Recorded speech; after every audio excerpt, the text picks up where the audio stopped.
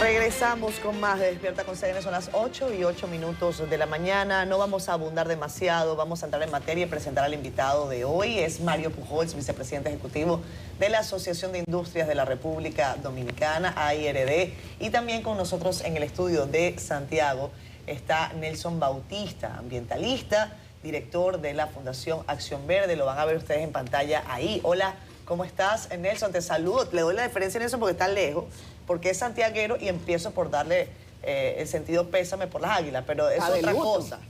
Un abrazo, Nelson. Hablemos de un tema serio, muy serio, y tiene que ver con la Ley de Residuos Sólidos que se ha aprobado en la Cámara, en el Senado de la República, pasará a la Cámara de Diputados. Se cree que harán algunas modificaciones, y a ambos, tanto a Nelson como a Mario, les pregunto sobre sus primeras impresiones sobre este proyecto de ley. ¿Qué ven ustedes que deba estar allí y qué no debe estar allí? Empiezo con Mario, que está con nosotros. Mario, adelante. Bueno, muy bien, muchas Buen gracias. día. Muchas gracias por la invitación a todo el equipo de Despierta con CDN. Nosotros como Asociación de Industrias de la República Dominicana pues manifestamos nuestra profunda preocupación con este proyecto, el contenido del mismo y sobre todo la manera en cómo fue aprobado. En estos días hemos estado puntualizando dónde están nuestras preocupaciones. Por supuesto que la primera tiene que ver con el incremento de la contribución establecida en el artículo 36 de la ley, en donde todo el andamiaje productivo de República Dominicana se ha de ver afectado, desde las microempresas, con un aumento de un 100% de la contribución, pasando por las pequeñas, un 150 a 200, las medianas también en esa misma proporción, y las empresas grandes entre un 380 y un 3.487% de incremento, sin ningún tipo de justificación, sin ningún tipo de criterio técnico. Hay otros aspectos que tienen también con relación al uso obligatorio de resina reciclada, al uso obligatorio de combustibles derivados de residuos, al uso obligatorio de tapas de polipropileno, que realmente impactan de manera directa a sectores que no fueron involucrados en la discusión, y por lo cual no se tiene ese sustento técnico ni un criterio objetivo desde el punto de vista de las empresas, si eso que se está poniendo en ese proyecto realmente es aplicable o no en República Dominicana. Podemos ir sobre cada uno de los puntos que mencioné cuando lo entiendan necesario. Nelson, ¿cuál es tu primera impresión, Nelson Bautista, que estás con nosotros en Santiago? ¿Cómo ven ustedes este proyecto de ley y el impacto que podría tener según lo que ustedes evalúan? Fíjense, en este tema nosotros tenemos coincidencia con el sector empresarial en varios de los aspectos. Pero esas coincidencias tienen un pero. Coincidencias parciales, por ejemplo, en eso es un absurdo total, es un despropósito pensar que todo el mundo, todas las empresas, en base a sus niveles de ingresos, de facturación, deban de pagar un tributo, cuando es bien sabido que todos somos iguales, por ahí unos menos más iguales que otros. O sea, aquí tú no puedes pagar el mismo tributo que prácticamente no emite contaminación contra otro que sí emite mucha de esas contaminación, y que por tanto, contaminación quiero decir, residuos sólidos, muchos de los cuales no son reciclables. En ese aspecto estamos de acuerdo, es un despropósito. Pero también lo otro que no estamos de acuerdo, el otro que estamos también de acuerdo es que no hubo un consenso ni hubo una discusión con los sectores interesados. Y en el caso de los ambientalistas, nosotros estamos seriamente interesados en saber cuándo y de qué modo es que vamos a empezar a poner un plazo finito y definitivo, que nosotros aspiramos que no sean más de 2 años, para la eliminación total de la producción de plástico de un solo uso. Y también consideramos que no es más que un paño con pasta, un pasarle la mano y una manera de entretenernos con el tema de esto del agregado de los compuestos biodegradables. Y eso es un sofisma, eso es un absurdo, y nosotros aspiramos a una reforma de esa ley que ya tiene 5 años y que fue aprobada trunca, y tiene que haber una reforma un poco más ambiciosa, en tanto muchos de los sectores de poder, de los que producen, por ejemplo, los plásticos de un solo uso, en su momento hicieron su lobismo con éxito y lograron salir casi ilesos, y nosotros necesitamos revertir esa situación por el bien general del país. Antes que entrar en el fondo, me preocupa la forma, porque la arquitectura de la ley de residuos sólidos implica, por ejemplo, un fideicomiso con una estructura público-privada, donde están ustedes incluso, y tenemos entendido de que ningún sector fue consultado, de que el Senado se despachó con esta ley pues libérrima y soberanamente, pero al afectar a tantos sectores e incluso porque hay algunas personas que es una reforma fiscal solapada que se está planteando. ¿Cómo se dio este proceso? ¿Usted lo cogió de sorpresa o realmente ya se estaba rumorando?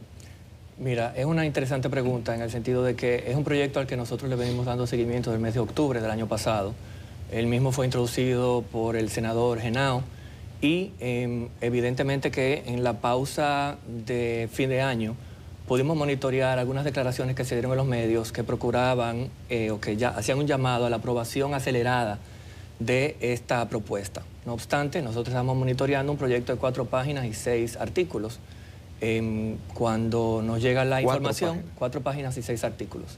Cuando nos llega la información de que fue aprobado en 2 lecturas, pues evidentemente comenzamos a tratar de hacernos el documento oficial y vemos un documento de unas 25, 26 páginas con unos 30 y pico de artículos, en donde hay un poco de todo. La parte de la contribución que mencionas y el hecho de que esa figura que ha sido creada de manera exitosa por la Ley 225-20, que es el Fideicomiso de Uso Sostenible, maneja actualmente en atención a esa contribución unos 2.000, 2.100 millones de pesos.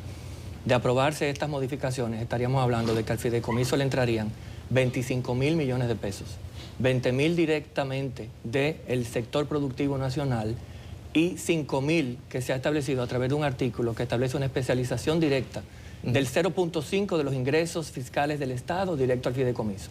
Esto último, que es una práctica, la especialización de impuestos, que va en contra de las recomendaciones de los organismos internacionales porque de una manera u otra pone obstáculo a lo que es el manejo presupuestario de parte del gobierno central.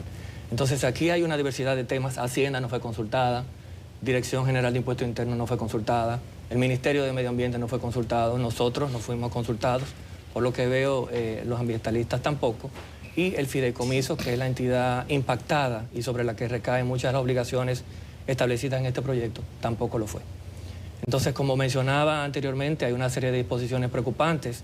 Una disposición que tiene que ver de manera directa con el combustible derivado de residuos, en donde se obliga que a partir del año que viene todas las empresas cementeras utilicen un 10% de combustible derivado de residuos para uso de sus calderas. Primero, no todas las empresas cementeras en el país pueden cumplir con esta obligación. Solamente pueden hacerlo las que también fabrican clinker. Son 4 de 6. Ahí estamos de entrada afectando a un sector. Tampoco estamos conscientes de que hayan tomado nota de lo que implica utilizar combustible derivado de residuos en una caldera. Hay criterios técnicos, hay un componente calórico que tiene que tomarse en cuenta también para que esa caldera no se vea afectada.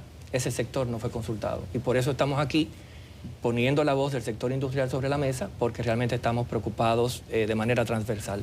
Por igual, una disposición que eliminan de la ley vigente actualmente, que es de que los rellenos sanitarios o lugares de disposición final no pueden ubicarse a menos de 1 kilómetro de las industrias, ni de poblaciones que tengan por lo menos 2.000 personas. Digamos, una industria que haya hecho una inversión de comprar un solar o un espacio para su instalación, donde haya también pues hecho una inversión en el sector de alimentos y bebidas y tenga sus certificaciones de calidad sobre la mesa, cómo estas certificaciones se verían afectadas cuando una empresa de alimentos y bebidas pues tenga un relleno sanitario al lado. Son cosas que tenemos que poner sobre la mesa y estamos optimistas por las declaraciones del presidente de la Cámara de Diputados, Alfredo Pacheco, de que va a haber un proceso de discusión abierto, plural y transparente. A eso apostamos. Bien, Nelson Bautista, tú hablas de que ha sido un absurdo, un despropósito. Eso me lleva a preguntar quién o quiénes estarían detrás de esta iniciativa, porque a veces hay acciones que hacen más mal que bien a una causa justa, a una causa noble. Y quizás lo que se esté torpedeando sea la posibilidad de que haya una ley. ¿Cómo tú interpretas la coyuntura y a eso que tú llamas absurdo y de propósito, que yo digo que es medio burdo?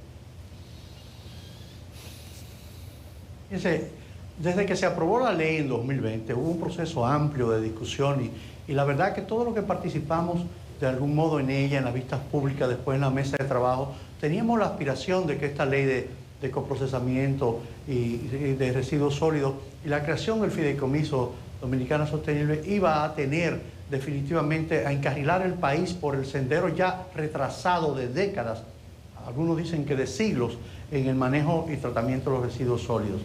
Sin embargo, debo de hacer ahí culpas variadas. Usted dice, ¿quién estará detrás de eso? Bueno, una buena parte de la responsabilidad, por un lado, lo tienen algunos legisladores, muchos de los cuales nos sorprende porque son veteranos.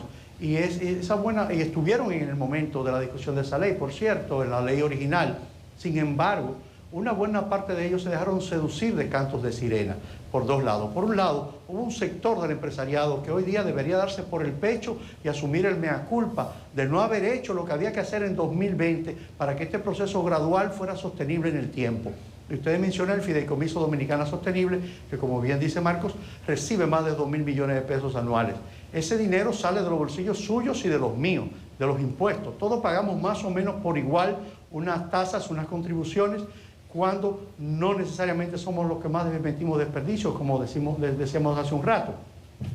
Sin embargo, vemos cómo esta semana ese mismo fideicomiso dice que tiene deudas millonarias. Entonces, ¿qué pasa? Parece que algunos legisladores se quisieron, por decirlo de algún modo, pasarse de contento y dijeron, bueno, el fideicomiso no está recibiendo los recursos necesarios porque a 2 años que se supone que íbamos a clausurar la mayoría de nuestros vertederos de cielos abiertos, que son más de 240, pues no logramos clausurar ni siquiera 20 al cabo de 5 años. Ellos hablan de 25, por eso es cuestionable. Entonces, buscaron la vía más fácil. ¿Cuál es la vía más fácil que suelen tener algunos tomadores de decisiones? Bueno, a los que paguen más. No buscaron la vía justa y la vía precisa, que es, vamos a atacar el problema de fondo. Vamos a buscar que el que contamine más pague más. Vamos a lograr que la ley de una vez y por todas regule aquellas operaciones que sí son las causantes mayormente de que los vertederos hoy día estén llenos de residuos, sea cual sea la naturaleza de la industria. Entonces no podemos seguir pagando justos por pecadores, y ahí que en el caso nuestro enviamos una comunicación al presidente Alfredo Pacheco que esperamos que tenga la suficiente apertura para que esto se discuta a conciencia y a fondo, porque a lo largo de los años, si se aprueba como está ahora, con todo ese dinero que se le va a adjudicar, aún así estamos seguros que en 5 años estaremos hablando de nuevo de los mismos problemas, porque el problema no es solo económico. Hay un problema de cómo se distribuye esa carga y después también de cómo se destinan esas inversiones, que es otro punto que hay que discutir más adelante. Nelson, Mario, dentro de todo lo que nosotros estamos viendo de lo que pasa con la ley de residuos sólidos y la modificación de la ley de residuos sólidos, uno advierte que quizás lo que menos mal huele ahí es la basura, pero sin duda que ahí hay una especie de engranaje que necesita ser visto, que necesita ser analizado. 2.000 millones de pesos anuales en 4, casi 5 años que aparentemente no dieron para nada. Ahora se dice que Dominicana Sostenible no tiene dinero, no hay para pagar. La solución era necesariamente decir que a los que paguen el doble. Mira, yo discrepo del comentario respecto a la ejecutoria del Fideicomiso de Uso Sostenible desde su implementación a la fecha. Con ese dinero, sea mucho o poco, se ha ido de una manera u otra dando cumplimiento al objetivo de la ley del año 2020, de tener claridad respecto a todo ese andamiaje de lo que es valorización, disposición final de residuos, de ver cómo todo este marco legal aclara el panorama para que el sector privado invierta en el sector, como lo ha hecho en la Altagracia, como lo ha hecho en San Francisco de Macorís, donde hay un ejemplo espectacular de cómo se puede comparar el pasado de República Dominicana con el futuro. El pasado, donde más de 240, 250 vertederos a cielo abierto han sido parte de nuestra costumbre, de nuestra dinámica diaria. Pero como tú dices, esa podría ser el ejemplo. Y el ejemplo es un relleno sanitario de clase mundial, una planta de valorización también, en donde puede apreciarse por dónde es el camino a seguir de manera exitosa en la gestión de residuos sólidos en el país. Lo que sí que esta ley no puede convertirse es en un mecanismo de financiamiento de los ayuntamientos. Los ayuntamientos tienen su marco legal establecido para los fines, la ley 167-07 y la ley 166-03. Esta última es la que establece de que los ayuntamientos han de recibir el 10% de los ingresos tributarios del país. Eso no se ha podido cumplir. Hay un tema de política pública transversal que hay que discutir en otro escenario, no en este que tiene que ver con la ley de gestión de residuos sólidos. ¿Qué advierten los empresarios detrás de lo que podría ser una solución? Porque la ley ha sido aprobada de manera unánime en el Senado. Parece que todos esos sectores representados en el Senado estuvieron de acuerdo. Ahora, el Congreso, en la voz de los diputados, donde también una votación podría ser unánime, porque ahí dicen que es hasta más fácil, pero hay muchas más personas que podrían quizás discutir trasfondo de la modificación de esta ley, podrían darle un sentido o podrían hacer que la modificación a la ley sea un poco más amplia, sea más específica o simplemente no se modifique. ¿Qué advierten los empresarios como oportunidad para enderezar lo que parece que no está muy derecho en la modificación de la ley? Apostamos a que en la Cámara de Diputados, a partir de la apertura de la próxima legislatura, el 27 de febrero, tendremos la oportunidad, ya sea en la Comisión de Medio Ambiente o en la comisión que se determine, pues de plantear nuestras preocupaciones, plantear nuestras propuestas y de nuevo, de manera plural y participativa, poder enderezar este tema que Federico en un artículo en esta semana lo catalogó como un FAO, yo lo catalogo como un debol, un pelotazo directo a lo que es el andamiaje productivo en el país y que hace necesario que con transparencia pues hablemos profundamente en la Cámara de Diputados. Nelson, ¿estás con nosotros allí? Sí. Bien. Recientemente nosotros recibimos un documento de Finjus en donde advertían analizar estas modificaciones de la ley 225-20 y cito textualmente, dice: el manejo de la producción de residuos debe concentrar sus esfuerzos en promover una estructura que combate el tratamiento de los desechos en una industria de reciclaje incipiente que fomente los niveles de concientización urbana y que elimine los niveles de burocracia en el coprocesamiento de residuos, otorgando atención a sectores con mayor incidencia para construir un modelo más equitativo y sostenible. Yo quiero preguntarles a ustedes, en virtud de estas discusiones, ¿cuál es la apuesta, la propuesta de sectores ambientalistas sobre cómo debería ser aprobada esta legislación? O sea, ya no desde el punto de vista de la crítica de la ley que tenemos, sino desde el punto de vista propositivo, ¿hacia dónde deberíamos apuntar? Fíjate, nosotros enviamos una comunicación, como le decía hace un rato, a la Cámara de Diputados, con una propuesta que ya ha sido reiterada a lo largo de los últimos 5 años. Y se basa en 3 puntos esenciales. Hay otras sugerencias, pero hay 3 puntos elementales para nosotros.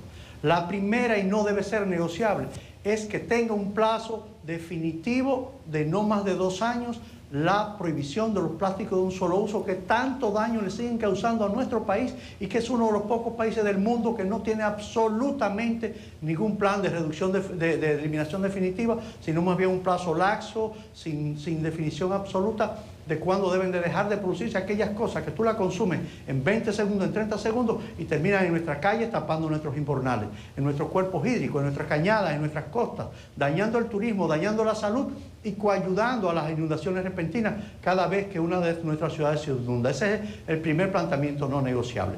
Lo segundo, en eso que dices de que ahí estamos de acuerdo con Finjus, ¿cómo vamos a manejar esto? De que el coprocesamiento de muchas de las materias primas y mercancías que pueden ser reusadas, pues simplemente se pueda operar. Bueno, nosotros estamos proponiendo que el Estado Dominicano, para empezar a motivar la producción de envases que sean biodegradables, compostables, no biodegradables, que le echamos un compuesto al plástico para que se degrade más rápido y se convierta en microplástico, eso es un sofisma. Estamos planteando que el Estado Dominicano, que emite cada día, para poner 2 casos puntuales, entre comedores económicos y el Ministerio de Educación, casi 2 millones de envases desechables en los almuerzos escolar, en la merienda, en el desayuno escolar, en la venta de comedores económicos, de envases no reciclables, no recuperables, en absoluto, que el Estado Dominicano empiece el primer año comprando un 20% de envases compostables hasta eliminarlo al cabo de varios años. El Estado lograría con esto una industria circular de pequeños o grandes empresarios que se dediquen a la fabricación de envases compostables de cartón, de papel, de bagazo de caña, de lo que usted quiera, para que entonces esa industria del reciclado cobre otra vida. Y la tercera cosa es que en la responsabilidad post-consumo, que es ese capítulo de la ley donde se le asigna un compromiso a los empresarios, a las industrias que emiten los empaques que se utilizan en todas las áreas, pues eso tenga un valor. Y me explico puntualmente. Usted ve una botellita de agua o ve un plato fondo en la calle, ahora mismo en este momento esto no tiene absolutamente ningún valor de recuperación. Todos lo consumimos, todos lo pagamos, sin embargo, al final nuestros propios impuestos tienen que volver a costear la recuperación de estas cuando se puede recuperar. Entonces, si eso tuviera un valor, si cada botellita costara, por decir algo, 50 centavos o $1 o un plato fondo costara un valor X en lo que se elimina, pues usted tuviera decenas o miles de padres y madres de familia recogiendo eso para tener un recurso adicional y la industria estaría obligada a recuperarla, a reutilizarla o a hacer lo que haya que hacer. En principio podría tener un costo, pero esto no es un pensamiento iluso, es un pensamiento que hoy se vive en muchas economías más grandes y más pequeñas que nosotros, en la que ya este mecanismo funciona y en la cual no existe una crisis tan dramática en el recogido de los residuos y especialmente el sector de los plásticos como existen en nuestro mercado.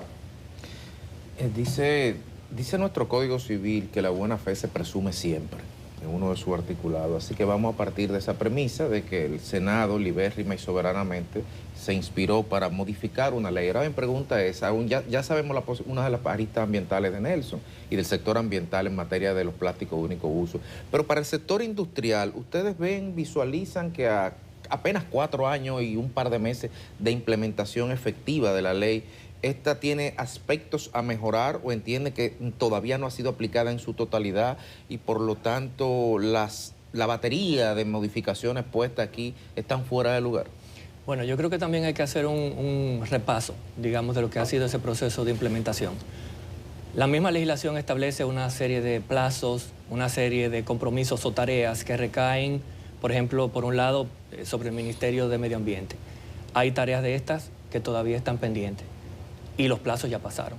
Entonces, entendería que por ahí pudiera venir un espacio de discusión en la Cámara de Diputados para reorientar esos compromisos, para poner las cosas claras y de una manera u otra entender si hay una tarea sobre la mesa, por qué no se ha cumplido y cómo puede entonces ya retomarse la discusión para esos fines. Se haría necesaria también la definición de plásticos de un solo uso, que quede de manera clara definida la misma. Al final, lo que estamos nosotros empujando como sector empresarial desde el año 2019, antes de la entrada en vigencia de esta ley, a través de nuestra plataforma Nubi, Nueva Vida para los Residuos, es la circularidad y la reciclabilidad de botellas de plástico PET. Esas botellas tienen un valor y es lo que se procura de una manera u otra involucrar en la cadena para asegurar que aquí en el país podamos en el futuro pues contar con resina reciclada que sea utilizada por los productores de envases de plástico aquí en el país. El año pasado firmamos un compromiso con un sinnúmero de empresas, miembros de la Asociación de Industrias, a través del cual en un periodo de un año, de aquí a octubre del año 2025, estarán utilizando un 5% de resina reciclada en su proceso de producción. Eso es un inicio. Lo que pasa es que si vemos en el proyecto una obligación de un 10% de un mínimo al año 2025 y de un 30% de una expectativa al 2030, cuando España tiene 20 años trabajando el tema del fomento de la resina reciclada y en su sector no ha podido llegar ni siquiera al porcentaje esperado por el legislador dominicano. Aquí hay mejores prácticas que emular, aquí hay información técnica que compartir y esperamos que en la Cámara de Diputados se nos dé esa oportunidad. Bueno, yo quiero despedir a Nelson desde Santiago, preguntándole si hay algunos puntos de coincidencia que le permitan una unidad de acción, vamos a decirlo así, a los ambientalistas con el sector empresarial. ¿Pueden empujar en una misma dirección en este caso? Bueno, no es que podemos, es que tenemos que. Definitivamente que nosotros tenemos más puntos de coincidencia que divergencia del sector empresarial y del sector industrial. Como tenemos esos puntos de coincidencia en los aspectos que hemos dicho de que una ley sin ningún tipo de consenso y que de algún modo pues viene a tratar de resolver un problema que el propio Estado, como decía don Marco, no ha podido resolver porque tiene unos plazos que las propias autoridades, por muchísimas razones, no han podido ni siquiera cumplir. Y una de esas cosas es, por ejemplo, el cierre de los vertederos. Oye, había 240, 250 cuando se aprobó la ley. Bueno, sigue habiendo más de 200. O sea, no hemos resuelto el 10% de eso a lo largo de 5 años. Entonces, uno de esos puntos de coincidencia es que estamos de acuerdo en que hay que abordar de una manera responsable lo de la ley de residuos. Estamos de acuerdo en que las alcaldías deben de recibir los recursos que necesitan por las vías que ya existen, por las legislaciones que ya existen para hacerle frente a esta situación que de las cuales muchos ayuntamientos del país y distritos municipales no tienen absolutamente ninguna posibilidad.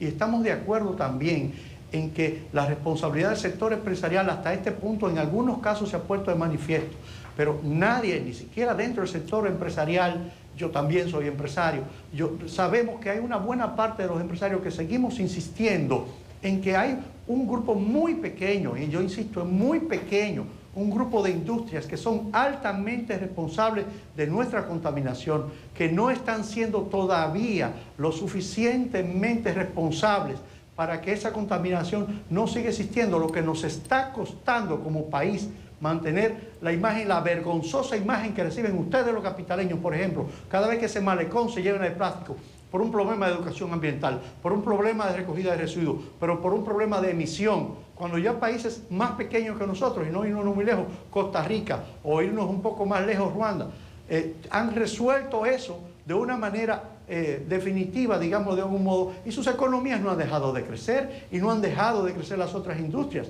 Es un tema de transformación que el propio empresariado debería de unificarse y ayudar a convertir a esas pocas industrias que no colaboran en este momento lo suficiente. Eso de a un 5 por año lo vamos a pasar 50 años más y no vamos a resolver un problema que otras economías ya resolvieron hace décadas.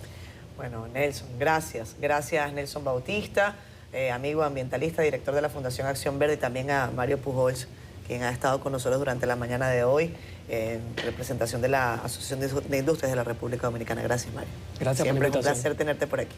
Gracias. Gracias, Nelson. Vamos a pausa.